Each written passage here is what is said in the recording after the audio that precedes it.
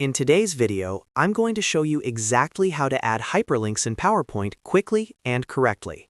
Whether you want to link to a website, another slide, a document, or any online resource, adding hyperlinks can make your presentations more interactive and professional. This is perfect for business presentations, school projects, online courses, or webinars. Make sure you watch until the end so you don't miss any important steps. And if this tutorial helps you out, don't forget to like the video and subscribe to the channel for more simple and easy-to-follow PowerPoint guides. Now, let's get started. First, open Microsoft PowerPoint on your computer. You can either create a new presentation or open an existing one where you want to add the hyperlink. Once your presentation is open, navigate to the specific slide where the clickable link to appear. Next, go to the top menu and click on the Insert tab. The Insert tab allows you to add different elements to your slide, including images, shapes, charts, links, and text boxes. Since we need text that users can click on, we're going to insert a text box. Click on Text Box in the Insert menu.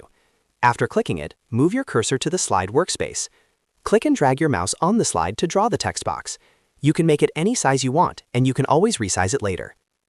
Now, type the required text inside the text box. This is the text that people will click on. For example, you could type something like, "Visit our website," "Download the report," or "Click here for more details."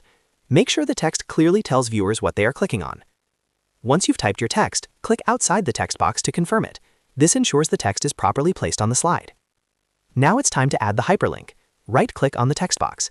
If you only want part of the text to be clickable, highlight just the specific words, then right-click on the selected text instead. From the context menu that appears, click on Hyperlink. This will open the Insert Hyperlink dialog box. This is where you connect your text to a website or another resource. In the Insert Hyperlink dialog box, click inside the address field at the bottom. This is where you'll paste or type the link you want to connect to your text.